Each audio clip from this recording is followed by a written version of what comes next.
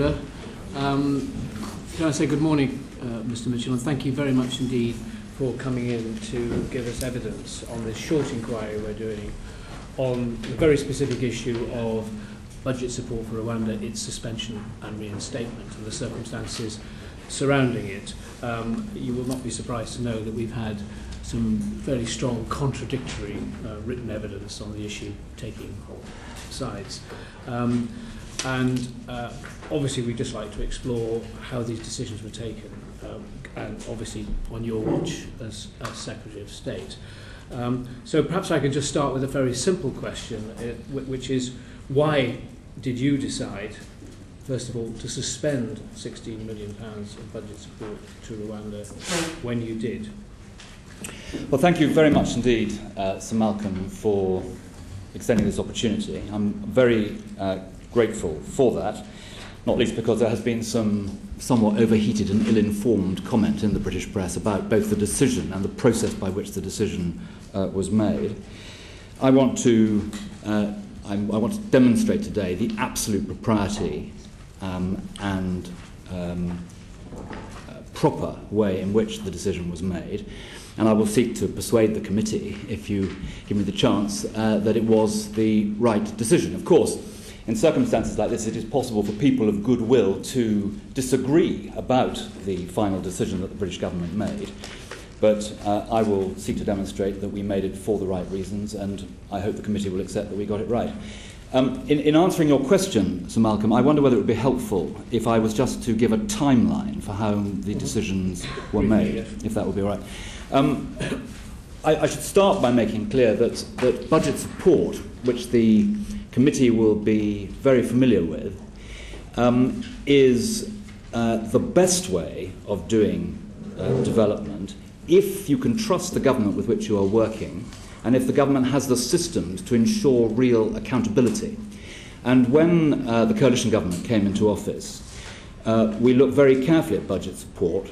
On that basis, we decided that the rules governing budget support were not sufficiently tough, and the coalition government toughened them up very significantly. And as a result of the much clearer focus on value for money, ensuring that this money was really well spent, ensuring that we could account to Parliament, the amount of budget support is set to fall in the programme by something like half over the Parliament. So the rules are much tighter. And as part of those rules, we said that we would tranche budget support, so some countries would get budget support on a 6-monthly basis, others on a quarterly basis. Under the last government, Rwanda would have got the money at the beginning of the year for budget support in full. We said that we wanted to tranche it. The first tranche was due in July, and the second tranche would be due in December.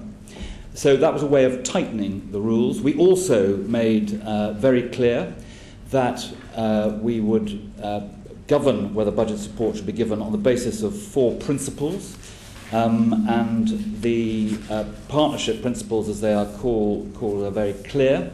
And we also said that we would publish the summary of our judgment on the partnership principles. So much greater transparency, much greater control. Now, given the changed nature of budget support, we go back to July, where the Family Planning Summit, which you will recall, Sir Malcolm, took place on the 11th of July. And on that day, the Prime Minister and I saw President Kagame, and we had a discussion with him. We told him we were concerned about what was happening in the Kivus, in the DRC, that affected the British government's relationship with Rwanda, that Rwanda was losing support across the international community because of the allegations about their activities in the DRC. Later on that day, I also had a discussion with President Museveni, who was the chairman of the Great Lakes group and had been asked by the African Union to look at what he could do to try and bring the two sides, Rwanda and the DRC, together. On the 13th of July, I went myself to see what was happening on the ground. I went into the DRC, into the eastern DRC, into the Kivus. I had the considerable benefit of travelling with Neil Wigan, the British ambassador in Kinshasa, who obviously has an excellent understanding of what is happening in the Kivus, but also being briefed extensively by the British High Commissioner to Rwanda. When I went into the DRC, I visited Ntoto, at the foot of the mountains where the FDLR, the genocidal rump, had been based. I had an opportunity of seeing a camp for displaced people. I was able to talk to people who'd been caught up in the violence and struggles in the DRC, in the Kivus, and I also had the opportunity of meeting community leaders who were able to tell me on the ground what was actually happening. And I had the opportunity of travelling with a British general, General Foster, who is the second in command of MONUSCO, the United Nations forces there. On the 2 days later, I had the opportunity of having meetings in Rwanda with the Minister of Finance, with the Minister of Defence and others, and I was able to say to them what I had seen in the DRC and to tell them that the British government was dissatisfied with the account from the Rwandans, and that therefore I had decided that we would delay this first disbursement, the July disbursement, for at least a month. And when we got back, we issued a statement, which, if it would be helpful, I brought copies for the committee. Perhaps I could hand to Mr. Lefroy. I might like to pass it around. That is the statement of those two visits. In mid-August, having reported back discussions with the Foreign Office, discussions with Number 10, the Prime Minister set down some conditions where he said that budget support should be dispersed only after the August bank holiday, and only if three conditions were met, and he asked to be kept informed about that. There were submissions on the 24th of August on whether the Prime Minister's conditions had been met and what we should do. The conclusion of those submissions was that the Prime Minister's conditions had been partially met, and on the 30th of August there was a submission to me on three options, all of which involved reprogramming part of or all of the budget support, and we took a decision on one of those three options, and one of those three options was the one that I accepted. On the 31st of August, I wrote to the Prime Minister. The letter summarises the discussions that we'd had across government, and as it's not a restricted document, and as it's my letter to the Prime Minister, I'm very happy to give it to the committee. So that set out the basis of the decision. On the same day I spoke to the Foreign Secretary. He agreed that two of the three conditions that the Prime Minister had set down had seen progress. He agreed with my decision on reducing by half the level of budget support that we dispensed, and he noted in his conversation with me that the tranching that the coalition government had set up has given us the opportunity to take stock again in November in respect of the December, the second annual disbursement of budget support, and then on the first available occasion, on the 4th of September, I reported in a written statement to Parliament on what we had decided. So that's the third document I wanted to give to the committee. So that is the timeline of the way in which the decisions were made. And as I say, the decisions were made entirely properly through cross-government consultation, all relevant departments, ministers being consulted, and that was how we reached our decision. Well, I appreciate that, and I understand that it was important from your point of view to put that on the record, given what had been said, and that you're anxious to say that this was a cross-government decision and a proper process. The committee, as you know, had visited Rwanda and the DRC, and I think there's two issues. Nobody on the committee had any doubt whatsoever about the effectiveness of aid support for Rwanda in terms of delivering poverty reduction and contributing towards the MDGs. So that isn't the point at issue. Indeed, probably Rwanda is almost certainly better than any other recipient country in that capacity. The question arises, however, is to what extent, if you like, that support gives cover to practices which are much more disreputable, whether it's interfering with a neighbouring state or indeed suppression of the rights of its own citizens. I mean, I think, and that's really what this concern is all about. So you explained why it was withheld, you've explained the process by which you partially reinstated it and subdivided it, but Britain at the moment stands alone on that decision. And are you comfortable with the fact that other donors have taken the view that the process of investigation of these allegations is not complete? So, yeah. I mean, can I just make the point? Yes. In your letter, you're saying you made your conditions, you're satisfied, and on that basis you made your recommendations. But meanwhile, there's an ongoing international process that has not been completed. So the question to you is, why did you not wait until that process has been completed? Well, on the first point, budget support for Rwanda, you're entirely right, Sir Malcolm, that in terms of development and doing what they say with our taxpayers' money, enabling us to follow the money and ensure that for £1 of British taxpayers' money we're getting 100 pence of development. Rwanda is probably one of the best in the world. Over the last 5 years, Rwanda has lifted more than 1 million people out of poverty as defined in that country. So there's no question about that. But with budget support being the best way, if you can trust the systems, and we can trust the systems in Rwanda, Rwanda does exactly what they say they will do with our taxpayers' money.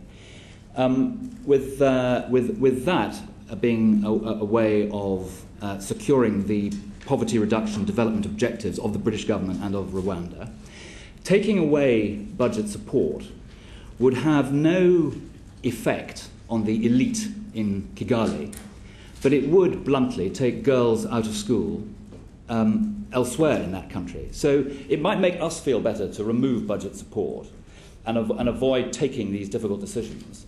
But it would not affect the people who make the decisions to which you have referred in Kigali, and it would have the effect of damaging the poverty programme. After all, Britain's relationship is with the country of Rwanda. Both parties have had a candid but warm relationship with Rwanda when they were in government. Tony Blair, Claire Short, myself, the Prime Minister. But it is a candid relationship, and in the conversations which I have had with the President and with others there, I have been very blunt about what was going on in the DRC. Now, to your specific point, the group of experts produced an interim report which, at the end of November, will be judged by the United Nations. This is not a complete report. And there were issues with that report. The Rwandans had a chance to have their say. When the Rwandans went to New York to have their say, I took the opportunity of talking to the Deputy Ambassador to the UN, Mr. Parham, after they had given their evidence, in order to hear for myself, before we made this decision, what had come out of that interim meeting. But the final report of the group of experts is not expected till November, and that will enable my successor to decide on the basis of that whether or not the second disbursement of budget support should go ahead. And so, having already delayed the first payment by a month, on the basis of the conditions laid down by the Prime Minister, we took a view of what we should do. The British government decided, not some rogue minister, the British government decided what was the right response. We made that response very much on the understanding that there would be the second tranche, thanks to the reforms that we had made, to be discussed in November, December, in the light of the group of experts' report. And that was why we took the decision we did. Okay. I was about to bring in Mark Fritcher, but I think Fiona O'Donnell has a supplementary question. I apologise, Mr Mitchell, if I missed this in an earlier answer, but I was trying to read these documents we just received. When you took the decision, were you under pressure from other donor countries who'd taken a decision to withhold aid, that the British government should also withhold aid? Well, we talk to the other donors all the time, and the officials talk to the other donors. But, you know, in terms of the other donors, Britain is very much in the middle of the pack. You know, there's this suggestion that Britain has gone out on a limb here isn't true. Let me just give you some of the details. The European Union made no change at all to their programmes. They released budget support as planned in September. And the position that payments under existing programmes should be made was agreed on the 18th of September at the EU Political and Security Committee. So, you know, the EU, we reduced budget support by half. The EU made no change. The American government, the press have pointed out that the American government cut $200,000 off their military aid which is correct, but what was not reported was that the development programme, which is $160 million a year, so it's a huge development programme, has not been affected. And while I was there, the Belgian ministers who were there came out and spoke out against aid being withheld or cut. That doesn't answer my question, Mr. Mitchell, which is, did you come under pressure from other countries to withhold aid? No, there was no pressure, right. Pressure as such. But you know, you're correct in saying that the Netherlands and Germany suspended budget support, as indeed they did, I think, in 2001 from memory, when Britain, again, under a Labour government, did not decide to suspend budget support. So, you know, others continued unchanged. Sweden doesn't do budget support. And other donor programmes have not been affected at all. For example, all those from the United Nations have continued, I'm advised. So, you know, don't think that Britain went out on a limb, particularly. We were pretty much in the middle of the pack. Mark Pritchard can follow that. Thank you, Mr. Chairman. Mr. Mitchell, you used the term rogue minister, but what you're saying, it seems that there was a collective decision within government that went to the very highest level, the Prime Minister. It was also agreed by the Foreign Secretary. Would that be a correct interpretation of what you've said, or have I missed something? Yes, no. I mean, I gave you the words that are recorded in a note of the conversation I had with the Foreign Secretary, so you're entirely right. My point is that, you know, the press have sort of suggested that a rogue minister can sign cheques under the bedclothes and bung them out to dubious leaders. That is completely untrue. It is very insulting. I take deep offence at the suggestion that I would ever behave in such a way. But it's also a tremendous insult to the British civil service, who would never allow a minister to behave in that way. Yes, and on the point of the United Nations, I mean, my view is, it's more important what your view is today, my view is that the United Kingdom government, DFID, should not have the timing of giving money or withholding money as leverage to see changes within a particular donor government set by a foreign government, whether it be the Netherlands or Belgium or United Nations, which clearly has an issue with not keeping its reports watertight. We've had various leaks of UN reports, so the process, in a sense, was flux. How do you think you could have done things differently given those external factors? Well, you're right that there was complaints that the group of experts report had leaked. I don't know whether that's true or not. That's certainly an allegation that the Rwandans make in their submission to the group of experts. But I have no knowledge of that. And you know, we obviously take account. We talk, when I was the Secretary of State, we talk to my counterparts all the time about decisions. But you know, Britain has a leadership role in development in Rwanda. This committee has pointed out that we have a leadership role around the world in development.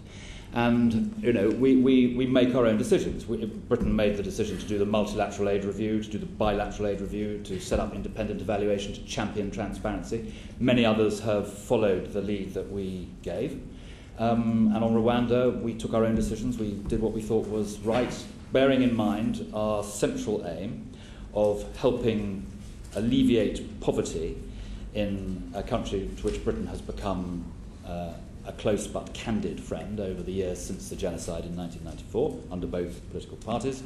And the decision we made, I think, was the right decision. And just finally, what consultations did take place within DFID before decisions were taken? Well, you know, huge amounts of consultation, which then comes up to the Secretary of State in a submission, and I referred to the submissions when I was taking the committee through the sort of timeline of the way in which the decision was made. There's one point, actually, which Mr. Pritchard makes, which you, Sir Malcolm, also pointed out, which is that under the principles on budget support, the partnership principles that which the coalition government set down, I should just say what they are. The first is poverty reduction and achieving the MDGs. The second is respecting human rights and other international obligations. The third is improving public financial management, promoting good governance and transparency, and fighting corruption. And the fourth is strengthening domestic accountability. And those were the four conditions that we set, against which we judged whether or not budget support should be dispersed in Rwanda. And the judgment of officials, with which I completely concur, is that on two of those principles, Rwanda was doing very well, and on two of them they were standing still. and not doing so well. And it was because of that judgment, which we published again as a result of the changes that the coalition government had made to budget support. It was because of that the judgment against those principles that the decision was made.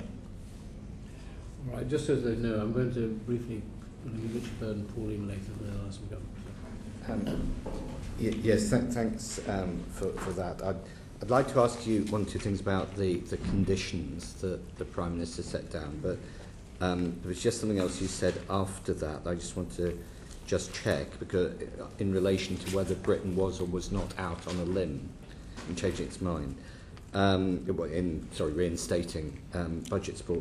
And you mentioned the United States of America cut its military aid, but it went ahead with its other programs. They weren't budget support, were they? America doesn't really do budget support. Exactly, so it wasn't. But they didn't change the profile of, as a result of, on their development programs. They made no changes. My point is that we did make changes because of what was happening, the wider issues in the DRC. Right. I mean, is it right in thinking that there was a $5 million agriculture program that they decided to deliver via the World Bank rather than directly through the Yes, government? but that's a technical point, because you will appreciate, Mr. Burden, that the $5 million programme was still delivered. It's delivered through a different mechanism, and people who make these decisions often decide that there are better ways of ensuring they get value for money for their taxpayers in the way the programmes are delivered. The three conditions that the Prime Minister laid down, I mean, you put them helpfully in the letter that you wrote to the Prime Minister. Were they published anywhere before that by the Prime Minister's three conditions? No. Okay. I stand to be correct. I don't think so. But they are conditions which I think the committee would feel are the right conditions. Yeah, I just want to make sure I haven't missed them somewhere. Yeah. So the first of those, according in your letter, is that the Rwandan government should engage constructively with the peace talks chaired by President Museveni. Yeah. The second one, continuing ceasefire in the Kivus, and practical support for M23 ending, is condition 3. And condition 2 was a need for public condemnation by Rwanda of M23. Those were the three. So now, on the first one, you said that they did engage constructively with the peace talks. In relation to the second one, you said they hadn't publicly condemned M23. It's the third one that I have some problems with here, because continuing ceasefire in the Kivus and practical support for M23 ending. Did practical support for M23 end?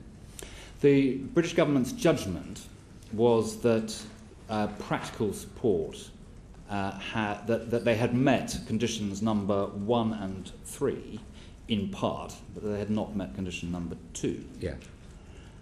So in terms of the cooperation with the Museveni group, the ICGLR, I think it's called, progress had been made. The meetings had taken place between Kabila and Kagame under the aegis of the Museveni group.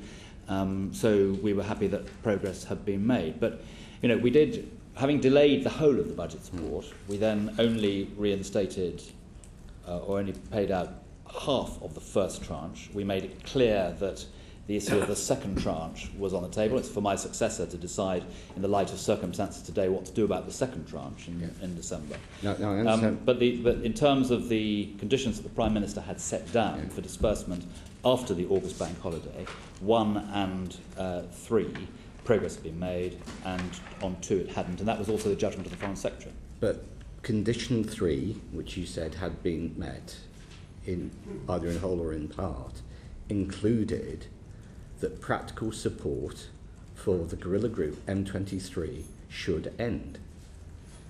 Did it?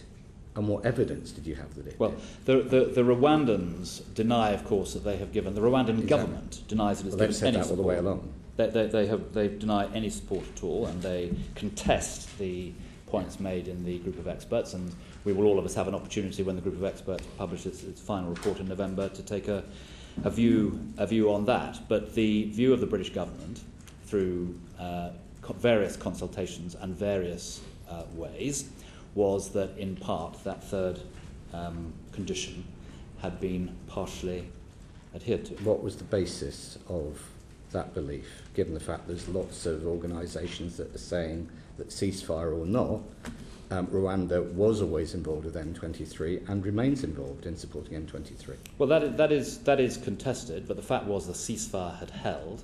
I know, but you were saying the Prime Minister's condition, and the only place we've got it written down is in your letter, condition 3 has two components.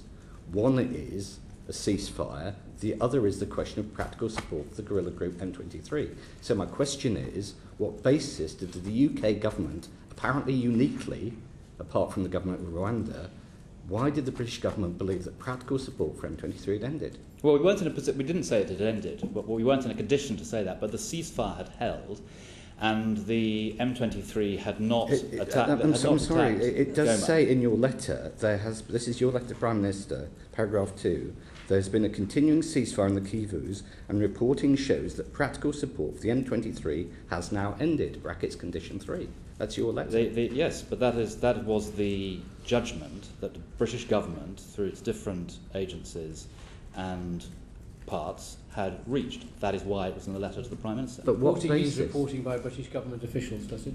That is the judgment. That was the judgment that the British government made. From reporting from British government officials? That is the judgment Britain, from the reports that we had made on that issue, yeah. When you made the decision to suspend budget support, did you think there was practical support for M23 at that stage? From the government of Rwanda?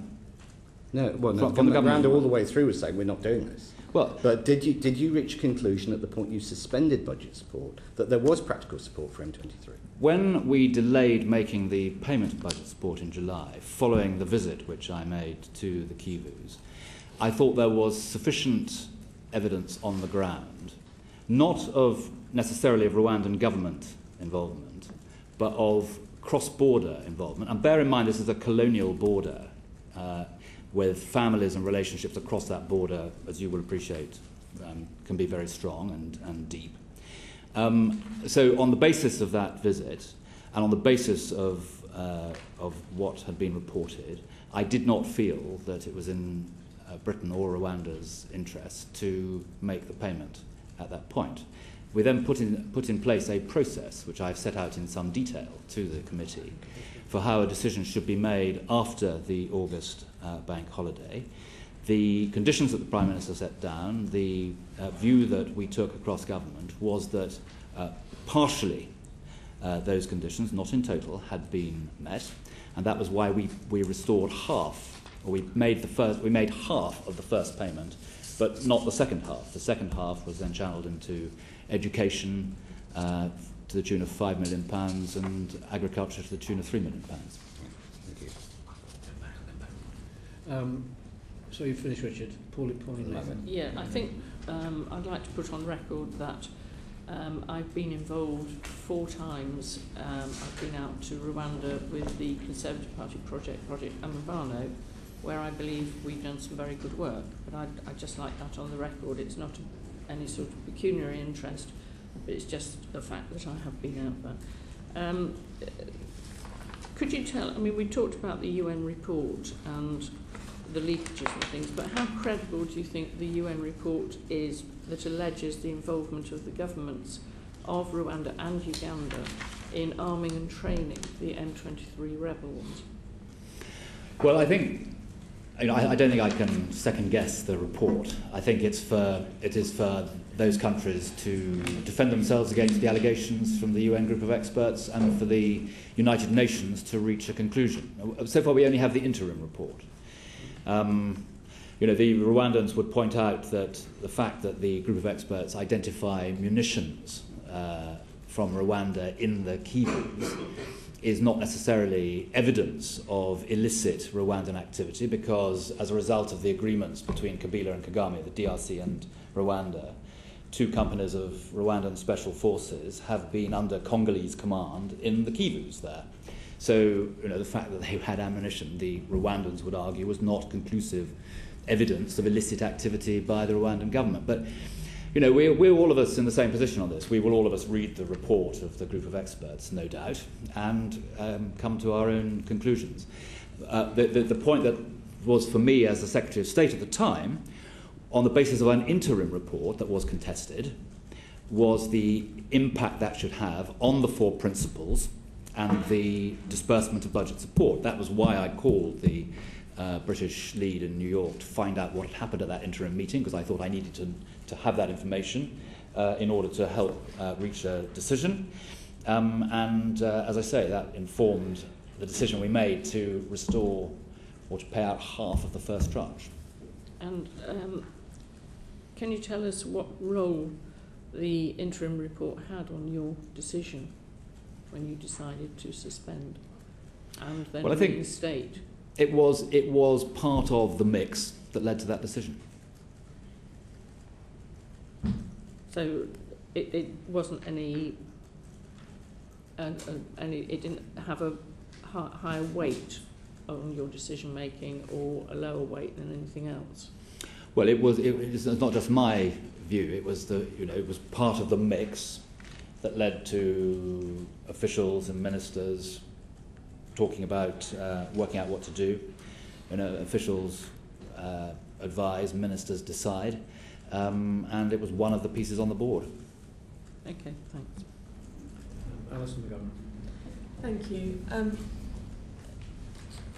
Thank you for providing us with the letter you wrote to the Prime Minister. Just a couple of brief questions on that. What non-formal contact did you have with people in Downing Street around this letter? What non-formal contact? Yes, so what discussions with Prime Minister's advisors? Well, we are a very joined up government. Relations are harmonious in the coalition, and it's a highly functional government.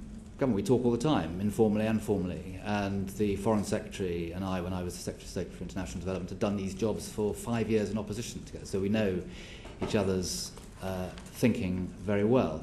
The letter sets out very clearly the position of the government and the decisions that we made. Formal and informal contact, as I'm sure you will know, takes place all the time in government. So did you speak to somebody in Downing Street about the preparation of the letter? I would always keep the Prime Minister's Chief of Staff, Ed Llewellyn, in the loop on any decisions that I thought were important, which the number 10 would need to know about, and I certainly did that on this occasion.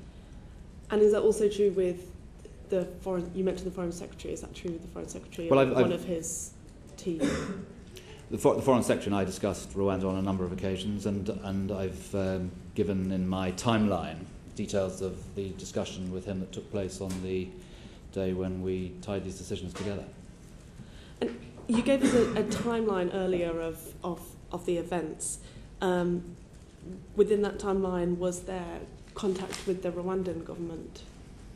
Yes, there was. I mean, there was contact. Firstly, there was contact which I explained, and which is in the note I've given you when I was in Rwanda and the DRC. There were 3 calls from memory with President Kagame. The first was a meeting with the Prime Minister on the 11th of July, to which I referred. I subsequently saw him again later in the day to reinforce the messages which the Prime Minister and I had given him at the Family Planning Summit. I spoke to him on the 28th of July in a conversation where I set out the concerns that the British government had on the Kivus. I urged him to avoid any steps that would cause a further deterioration in stability in the Kivus. I stressed that the UN must be able to operate unhindered, that any attack on MONUSCO would be completely unacceptable, because there have been suggestions that there might be an attack on the United Nations. And I urged him to condemn unambiguously this indicted ICC war criminal, Bosco, who has been rampaging and destabilising across the Kivus. And I also urged him to respond to the group of experts' report, and that was the basis of that conversation. And then on the 1st of September, I called him and the Minister of Finance to tell them the decision that the government had made in respect of the disbursement of the first tranche of budget support, general budget support. And during those conversations, did you ask about practical support to M23? I have given you the note that I made. I urged Rwanda to avoid allowing the situation to deteriorate further in the Kivus, which I think is the answer to your question. Did you ask for factual information during that? Well, the Prime Minister and I both asked him what was happening in the Kivu. We asked him in detail what was going on, what was the extent of Rwanda's involvement in the DRC. So when did the Prime Minister speak to President Kagame? As I say, he and I had a meeting with Kagame on the 11th of July in the margins of the Family Planning Summit. And to your awareness, did the Prime Minister speak to President Kagame between the 28th of July and the 1st of September? I'm not aware that he did, no. The Foreign Secretary certainly spoke to him in the margins of the Olympics. But the Prime Minister saw him on the 11th of July, and as I say, I was at the meeting, and the Prime Minister made very clear Britain's views on what was happening in the Kivus, and asked the President directly about Rwandan involvement. Okay. Turning to the submission that officials gave to you, you mentioned earlier that there were 3 options, and you chose one of those options. What were the other options that you didn't choose? Well, that's an official advice, which I'm not making available in the way I've made my own stuff available to the committee, because that would be improper. But the 3, I can tell Ms McGovern that the 3 options were alternatives which I had asked for to dispersing in full the general budget support, which we had decided not to do. So they were partial disbursement, disbursement through other means, and other forms of partial disbursement. And we took one of those 3 options. And did you have reason to think that taking that decision was time sensitive? Well, we had delayed. It was a delay. It wasn't an advance of a decision, because the first tranche should have been made in July. We then put it back, and as I say, following the Prime Minister's injunction that disbursement should only take place after the August bank holiday. This was the week after the August bank holiday. So were there other decisions that you made on that day? Can you recall taking other decisions that were put to you? Secretaries of State make decisions, every day. I mean, what is true, I'm not quite sure where your question is going, but what is true was that when I left DFID, very unusually, because normally when there's a reshuffle, you're in and out very fast, and clear your desk and off you go. I had known for more than a week that I would be moving to be the government chief whip. And so I clearly made sure, in the interest of my successor, that all the decisions that were on my desk should be made, so that she had a clear desk when she arrived and could get up to speed on the various issues. So all the decisions that were pending, which needed to be made, I was able to make in an orderly way in that week. But having said that, this particular decision, following the Prime Minister's injunction, was set to be made in that week anyway. And for us to have delayed it further would itself have been a breach of the partnership principles with the government of Rwanda, because clearly if you don't want to, with budget support,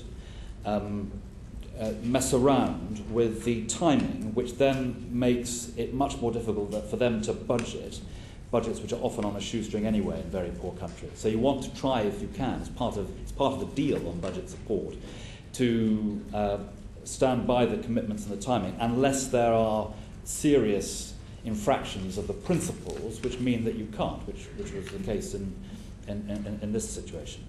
So on that day, you had just to clarify again, you had evidence that you were looking at from across government that you mentioned earlier about practical support to M23, and Well, I didn't have evidence about practical support to M23. my apologies. You had evidence that condition 3 was partially or wholly met. The judgment of officials was as I have set out, that 2 of the 3 conditions had been partially met and 1 had not. The one that had not been met was the second condition about condemning the M23 and condemning violence, which I think the Rwandans would probably argue that they had made implicitly clear, but we did not feel that they had made it as explicit as the Prime Minister would want. Quick one from Mark Bishop and then Fiona. It's clear on the whether conditions have been met. Condition 3, you'd had your own field visit experience, you'd had direct discussions with President Kagame, you'd had a collective discussion with the government here at the very highest level, and you just mentioned there on the judgment of officials. But earlier you mentioned, to paraphrase, following advice from agencies, British agencies. I just wonder whether, whilst you may not want to or be in a position to show the advice of the judgment of officials on this particular point, whether it is easier to perhaps make available, or those agencies make available, the advice they gave with regard to condition 3 being met. Well, I think I've gone as far as I feel I can, and I think I've been very open with the committee on the way in which these decisions were made. Ministers receive advice from officials. Ministers then make decisions for which they are accountable in Parliament. And although by the time that Parliament came back, I had moved to a new position, I immediately honoured that principle by issuing a written statement at the first available occasion which set out the decision that we had made. So, ministers must be accountable to Parliament for their decisions. And the advice that ministers get from across government, I think rightly should remain confidential. Thank you, Chair. Mr Mitchell, 2 really quite short questions, and one just finally to put on record. Is it your belief that the Rwandan government has, at some point, been involved in practical support to M23? I'm not in a position to say that. I think that it will be necessary for us to read the report of the group of experts when it is completed for the United Nations in November. The Rwandan government specifically deny it. The group of experts suggest that those denials are, in their interim report, are not credible. I'm not omniscient. I can't tell you. You have to read the group of experts' report and make your own judgment. Yes, but given then that you acknowledge that you're not able to make a judgment at this time until you see that final report, don't you think you should have waited for the final report before reinstating budgetary support? Not support to NGOs and local charities, but do you not think you should have waited for that final report? No. You can't. No, because because of the way we have tightened the making of general budget support, because it's now tranched, because the second tranche is due in December, it was right, in my judgment, to, on the basis of the principles laid down by the Prime Minister and agreed across government, to release half of the first tranche. But it will be for my successor and for the British government to take a view about the second tranche on the back of the group of experts' report. That could not have been done before. Under the last government, all the money would have been made available at the beginning of the financial year. And it's only because of the changes that we have made that we've been able to have a much tighter grip over the payment of general budget support. You said that you didn't receive any advice or pressure from other governments when you took the decision to withhold budgetary support. Did you consult with any other donor countries before taking the decision to reinstate it? Well, officials did. We told a number of other countries what we were planning to do. But these discussions, these are discussions which take place all the time. In terms of budget support, I spent much more time this year on the issue of Malawi, where there was a change of government. These were counterparts who I'd known for up to 7 years in some cases. We talk about these things all the time. We respect each other's judgments, and we don't always reach a collective view. So what was their response? Did they support it, or did they try and convince you otherwise? No one tried. No other donor country tried to convince us particularly. But obviously officials talk all the time as well. They were able to gauge reactions too. Gentleman is one of the Thank you very much, Chairman. And I would also like to place on the record that I've been helping to lead the small business project in Project Umubano for the last 3 years. I'd just like to come to the sentence in your letter of the 31st of August saying, where it says that reporting shows that practical support to the M23 has now ended. I realise, and you've said this already, that you can't give details of where such reports would have come from. But given the fact that MONUSCO is obviously the biggest, I believe, UN peacekeeping mission in the world, UK is a permanent member of the Security Council and it comes under a Security Council mandate. I would imagine that the UK is privy to information on that mandate through its position on the Security Council. You also mentioned that the Deputy Commander is a UK general. We also have obviously a strong DFID representation locally and the UK High Commission. Would I be right in thinking that the reporting that you would have received would have come from a mixture of those sources? You would be absolutely right, yeah. Right. And then, so we're talking about sources which are, by all accounts, very credible. It's the combined wisdom of officials in the British government. Right. And then practical support, in the statement that practical support has now ended implies that it had begun and it was continuing but has now ended. What sort of practical support were you aware of, or was the government aware of, that was being provided? Well, I cannot answer that question. We were aware of allegations of practical support, which were being widely ventilated. But as I say, there's a huge amount of allegation and counter-allegation, and that's why it seems to me the sensible thing to do is to wait for the interim report of the group of experts to turn into a final report that is accepted by the United Nations, and that I think will give us the best view of questions like that. Right. So in terms of the decision that the government came to at the end of August, the UK government, that practical support has now ended, that was based on very solid evidence from sources that the UK government at the time believed to be reliable. Yes. Yeah. I think that's all for now. Okay, thank you. Thank you. I also put on record that I have been involved in helping to lead the Project Umubano business project. Could I just ask you why you made the decision when you reinstated the £60 million aid to split it between the general and the sector support? Did you consider, pending looking into the issue further, applying it all to sector support?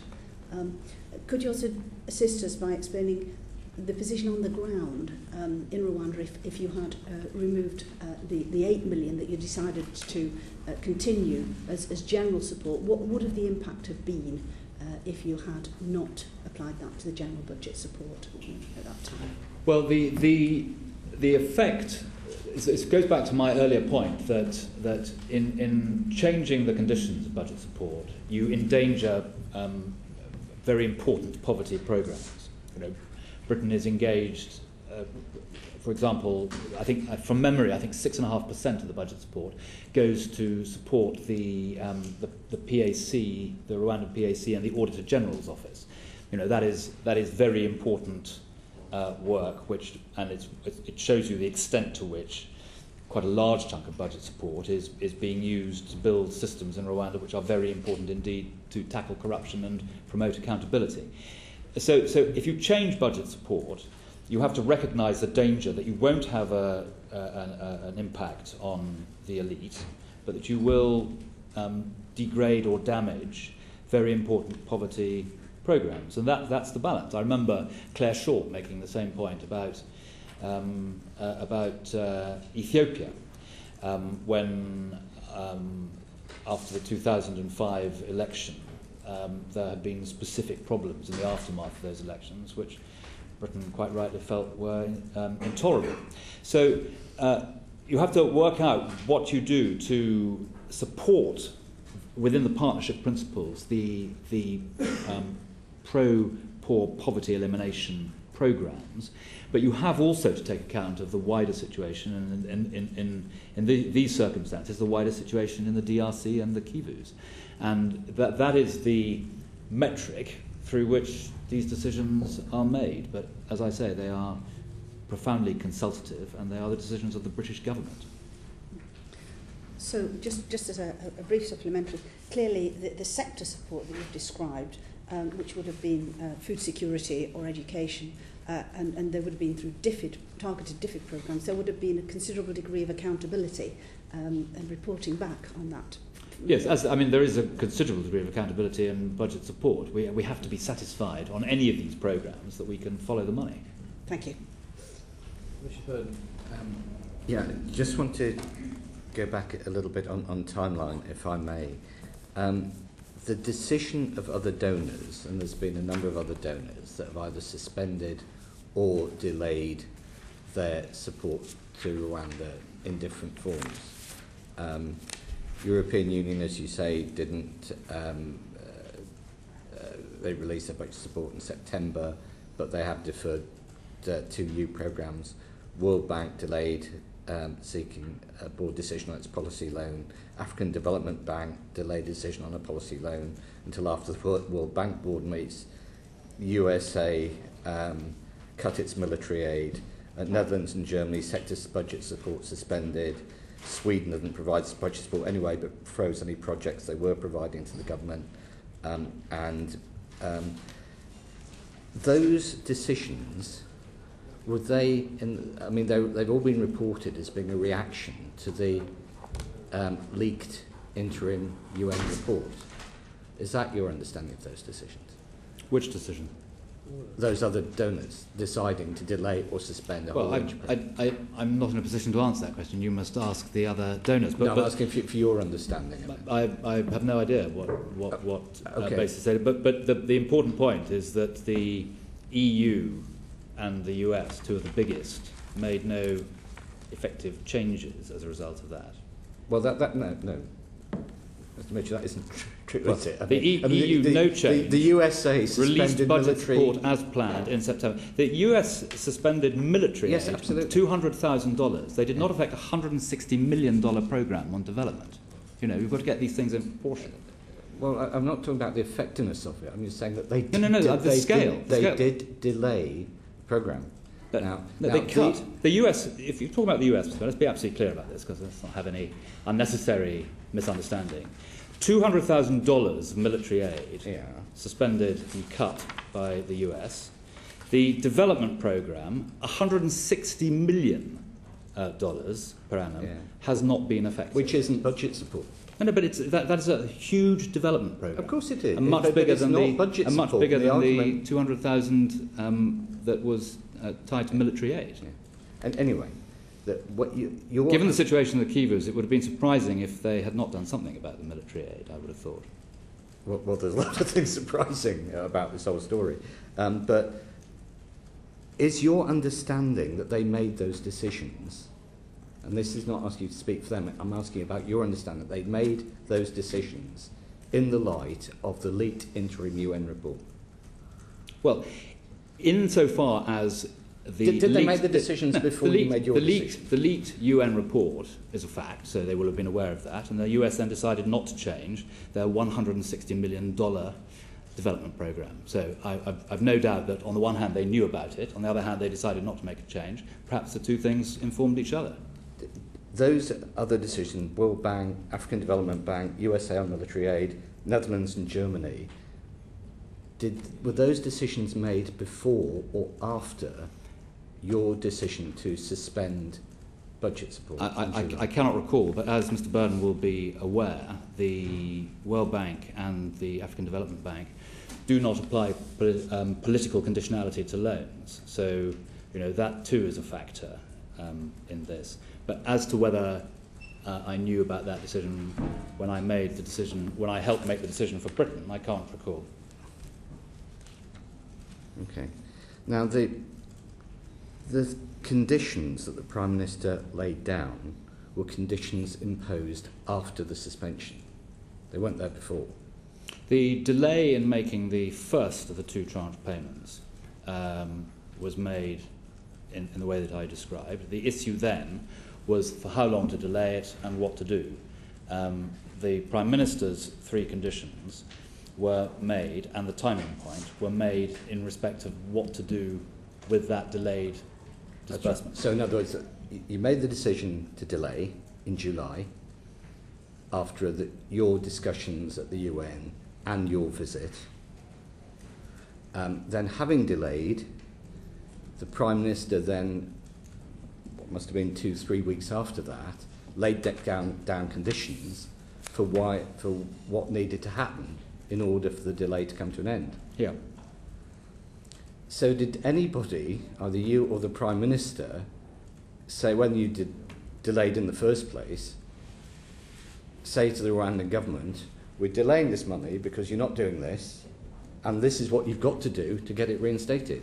Or was that an afterthought? Well, I think if you recall, I mentioned the conversation I had with President Kagame on the 28th of July. Yeah. It would be pretty clear from that conversation and from conversations that the British High Commissioner in Kigali had with the government of Rwanda, that the British government was concerned under the basis of the partnership principles, because the partnership principles are the agreement that we signed up to with the Rwandans to govern general budget support.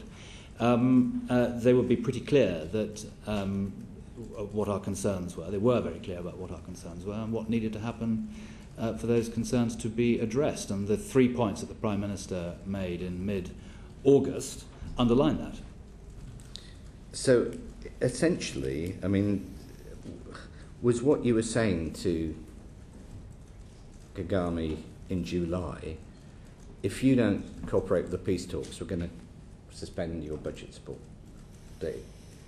Was that because that's the only thing that really changed, wasn't it? I was expressing concern on behalf of the British government, concern at what was happening in the Kivus, the extent to which Rwanda may or may not have been involved, and making clear that we were looking for cooperation with the Museveni group and for the other things that I have set out, I hope, very clearly. You see, the thing I just don't get about this is, if what you're saying is right about your reasons for reinstating the budget support and reallocating some of it are right, why you suspended it in the first place? Well, because we were trying to discover what was actually happening, and we had to go through these processes ourselves to reach a conclusion on what we should do. And as I've explained on a number of occasions, the decision that we came up with was an alteration of making the first tranche payment in full. And that's how we delayed until we worked out what was the right thing to do. All the relevant parts of government engaged to reach a conclusion of what was the best thing to do in these circumstances. Right, so you suspended because you got worries, you got suspicions that had been reinforced by your own visit to the Kivu. As a result of that, whilst things were being clarified, you delayed. You delayed. Yes. Then when they were clarified, and we made our the decision. picture that you were looking at that led you to have that concern about not knowing quite what was going on was partly the discussions you'd had with the Rwandan government, partly the evidence of your own eyes when you visited the Kivu, partly the discussions you'd had with other agencies, and partly the UN report, the leaked UN report. Those are the things that led to the delays. Well, all of those things were part of it. Yeah. Then I and officials and other parts of government looked at all those things during the period in which the first tranche was suspended, reached our own evaluation, reached our conclusions, and made our decisions accordingly. But this is what this thing I don't get, because when we've been asking you about a really key part of that, Which is? Which is alleged support before and ongoing for M23 by the government of Rwanda. What you appear to have said there, unless I've understood you wrong, is that allegations there, Rwanda's been denying it all the way through. It looks like there's something there, but it's difficult to put your finger exactly what it is on that. And we'll only know the result of that when the second UN report comes out. When the UN report comes out, because the first one was an interim report. Yeah, that's right. And that will then enable my successor to make a decision on the second tranche. So the question is, if you're only going to know the answer to that question, then, and not knowing the answer to that question before led you to delay aid, why did you reinstate aid before that second report had come out? Well, I think I've been pretty clear about that, Mr. Burden. The reason is that budget support enables the government to fund pro-poor poverty programmes which deliver value for money to the British taxpayer in terms of the objectives which we are seeking to pursue. So that is one of the factors determining whether and when you make budget support payments. Ideally, if we hadn't had these concerns, we would have been able to stick to the agreement and ensure that we were able to make the payment on time, but unfortunately that was not possible in the wider circumstances. I think the difference between is clear. We do need to come towards a close, but Mark Richards and Chairman Freud. Thank you, Chairman. Mr. Mitchell, do you stand by your decision? Absolutely. Thank you. All right, Chairman Freud. Thank you. As far as I can see, the reason for wanting to, or the reason for suspending budget support in the first place is to put pressure on a government to change its ways. That's why it's the same as sanctions on Iran. It's you want to make a change. The government, by the 31st of August, by the date of this letter, believed from reports from reliable sources that there had been some changes which enabled it to make some movement towards restoring partly direct budget support and partly sectoral budget support. Can I just ask you, do you think that, if you like, the partial reward for having done this has led to any improvement since then, since the end of August, the beginning of September, in the situation as regards Rwanda and Kivu? Do you think that this is, if you like, this partial reward has had a positive effect on the situation? Well, I think because after all, what we're talking about is people's lives. Yes. This is the M23 is a terrible organisation that is conducting, or has been conducting, and probably still continues to conduct some pretty awful things in Kivu, and that's what we want to see stopped. And whatever support is being given to it should be stopped. Has the decision made by the British government had an influence on that, do you think, in your assessment? Well, you are entirely right that the M23 is a mutiny, and Britain and other countries take a very tough line on mutineers, Rwanda particularly.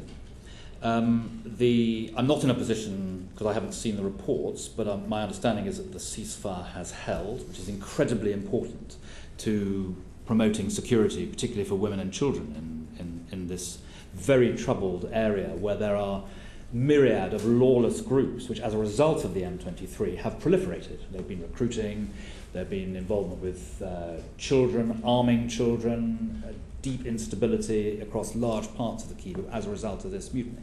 So if the ceasefire has held, that will have improved the security position for very, very vulnerable people there. And the answer to your question will inform, I'm sure, the British government's approach to the second tranche of budget support in December. It is, in my judgment, the right question, and I'm sure that will be at the heart of that decision. Thank you. Thank you. Mr. Mitchell, you're appearing this morning for the committee at your request, but I'm sure you would agree that... At my request? Yes. The chair... I was asked whether I would like to come, and I willingly assented, I think. That wasn't the account we were given. Yes, you've not been dragged here. No, there's no absolutely, no. Yes, so, but I'm sure you agree. You might have read that in the press, but it was no, not I didn't. correct. The chair told the meeting that. No, I've been dragged in front of the committee. Oh, right, no, I didn't see in that. chains, I've read probably. some accounts, but not that one. You said, I'm sure you agree it is right that this committee should take an interest in the process around how the decision was made and transparency, but also at a time when other departments are facing cuts. This is an issue that the public increasingly takes an interest in. Now, in defending some of the accusations that have been made against you as a rogue minister, you said officials would never allow a minister to behave in that way. So can I ask you, in the 53 days between issuing the statement saying you were withdrawing aid and you reinstating aid, did you have Not any... withdrawing, delaying. Delaying, suspended. Thank you for correcting me.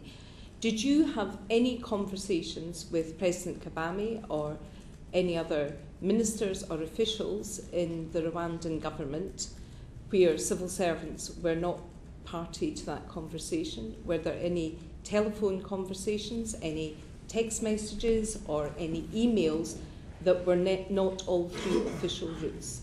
The conversations with Rwandan, certainly with Kagame, are always listened into and recorded by officials, and that was the case there. The meetings which I had in Rwanda are, I think, included in the note which I gave you.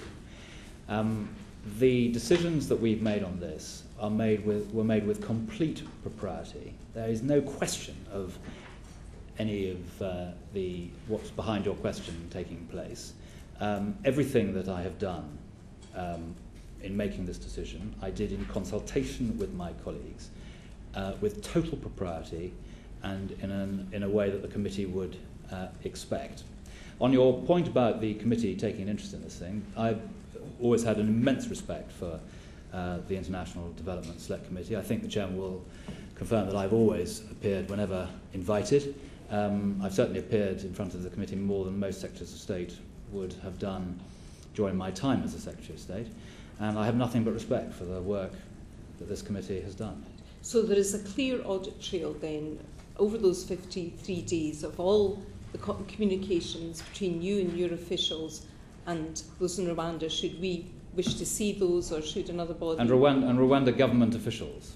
You're talking about ministers and government officials? Yes, absolutely. Right, that's reassuring. Can I just ask, I mean, because it has been unfortunate, some of the allegations that have been made at a time when we're all out trying to convince our constituents that aid is something which should be protected in this country, indeed increased.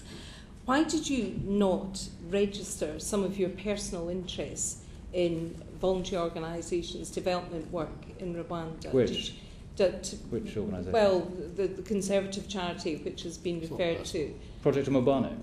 Well, I was a volunteer for 2 days. But do you not think, though, that it just in terms of making sure you absolutely could not be said to have any sort of personal favour, that would have been wise? Absolutely not. I had no involvement in the organisation of Project Umubano once I became the Secretary of State, and before I was the Secretary of State, since it was started in 2007, every donation that Project Umubano received, not as a charity but as a political donation, was properly recorded. Thank you. I mean, Secretary of State, you were Shadow Minister for 5 years, and you and the Prime Minister had, I think, perfectly, properly and honourably invested a lot of commitment to Rwanda and personal engagement with the President. You'll be aware that some of the press comments are suggesting, not that it coloured your judgment, but you had such an investment in the country in terms of the rapport and the engagement, that you clearly wanted to maintain that, and that other donors take a slightly more detached view. I mean, how do you respond to those kind of allegations? Well, I think that Britain has a close relationship with Rwanda, and very clear in Tony Blair's relationship with Rwanda, the work of the Tony Blair Governance Initiative, which I think started in Rwanda, the way in which Claire Short, when she was Secretary of State for International Development, gave a priority to helping Rwanda following the appalling events of 1994 after she came into office in 1997.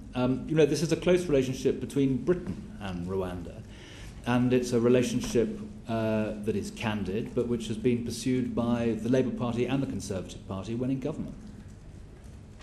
So your view is that, as you've asserted very clearly, that you have taken these decisions objectively on the basis of information, as you say, with full consultation. I mean, all of that is on the record and understood. But why do you think, in those circumstances, all the other donors that took the decision to suspend it are still suspending it, at least pending the conclusion of the United Nations report? Well, as I said, if you look at the donor position, we're pretty much in the middle of the pack. We've gone through what the EU have done. We've gone through what the US have done. Belgium has spoken out against the cutting or withholding of aid. Netherlands and Germany suspended budget support.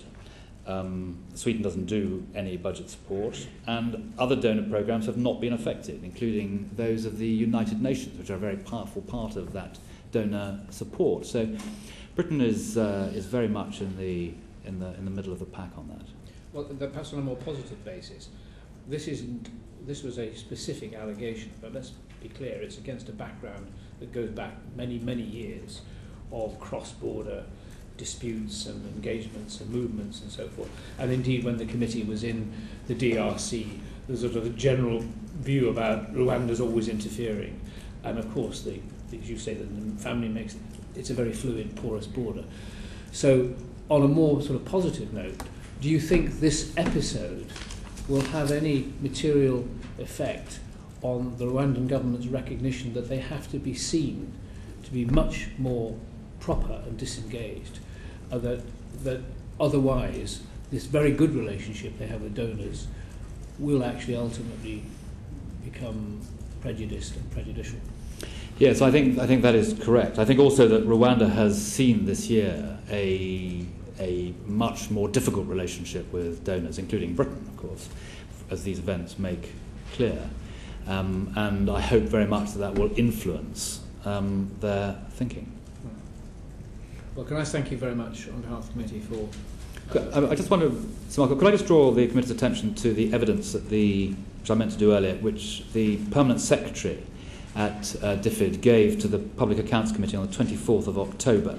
And if I could just quote two, I'm sure the committee will want to see the evidence, but if I could just quote two pieces of what he said. He said the following: what happened was that they were due in July to make a decision on the budget support release, and Andrew Mitchell delayed that decision until August. In July, having consulted across government, this was not a decision just made in DFID, it was a shared decision. He told the Rwandan authorities a bunch of things that he wanted to happen before he made the release in August. August arrived, he was still in post, and he consulted his colleagues again, and he decided he would release half the money and use half of it in another way. He said to the Rwandan authorities, there is a bunch of other things that we think you need to do to normalise this situation. And in answer to a question on the reinstatement of budget support, might it be irregular or improper, he said, and again I quote, I was not concerned about that. I was satisfied that officials provided balanced, honest, objective advice, that there was cross-government discussion, and that ministers reached a decision and communicated the decision. I had no regularity or propriety concerns. Well, that's obviously on the record. I say again, thank you very much for helping us with this inquiry. And as you know, we will have the Secretary of State in front of us next week, so she will have the opportunity to comment on what you've said and also give us some indication of how she's approaching the next tranche. So thank you very much indeed. Thank you very much, Mark.